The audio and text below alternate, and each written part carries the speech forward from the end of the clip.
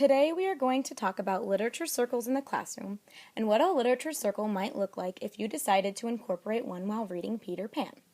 In the next 5 minutes, we will learn about the different components or student roles that make for a great literature circle and for even greater student learning.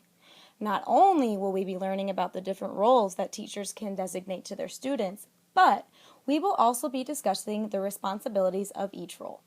For those of you who are more active learners, like I am, you will get the opportunity to learn about literature circles through demonstration and vicarious experiences. The intent of this experience is that you will learn about Peter Pan and literature circles by vicariously participating in a Peter Pan literature circle. This experience is twofold. First, we will experience Peter Pan as an individual who holds one particular role in the group. Then, we will experience Peter Pan as a group that is collaboratively working together through Chapter 1 of the text the day after Chapter 1 was assigned to the students. If you were to go online and Google search literature circle roles, you will come to find that there are many different roles teachers may use for their literature circles.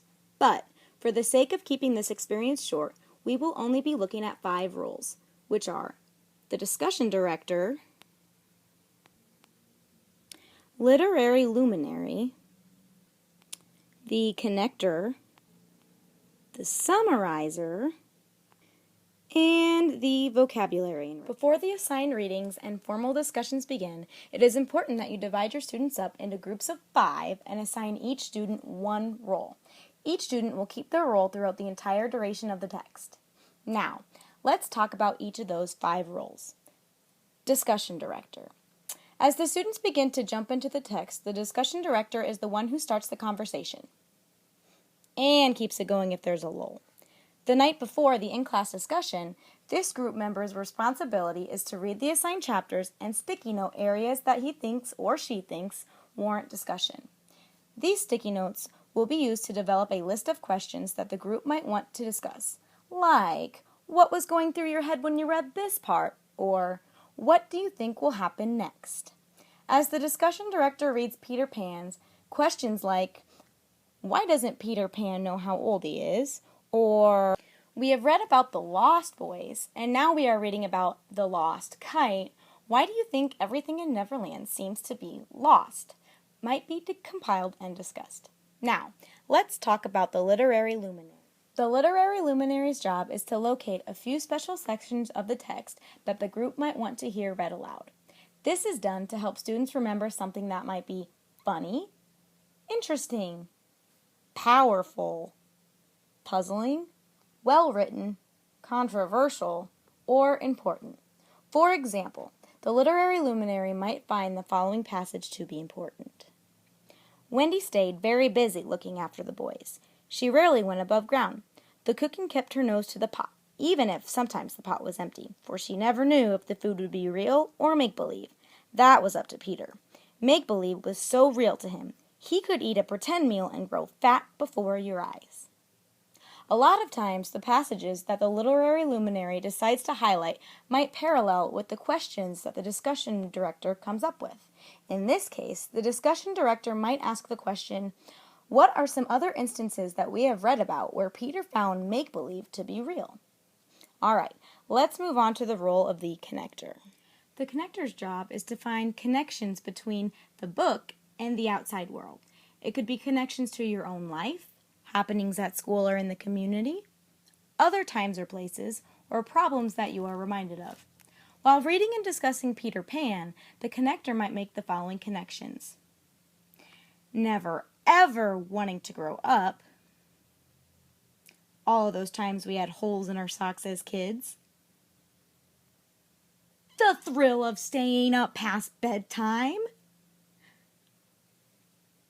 I am a lost boy from Neverland, usually hanging out with Peter Pan.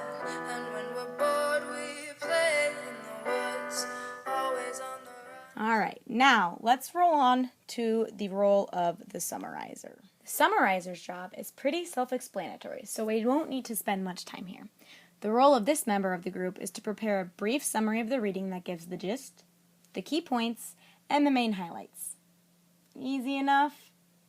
Thought so. Let's move on to the fifth and final role of the literature circle, which is the vocabulary enricher. Again, this one is pretty self-explanatory as well. The role of the vocabulary enricher is to look for especially important words while reading. These may be words that are puzzling or unfamiliar, words that stand out, or words that are key to the meaning of the text. It is the vocabulary enricher's job to locate these words and then find their definitions.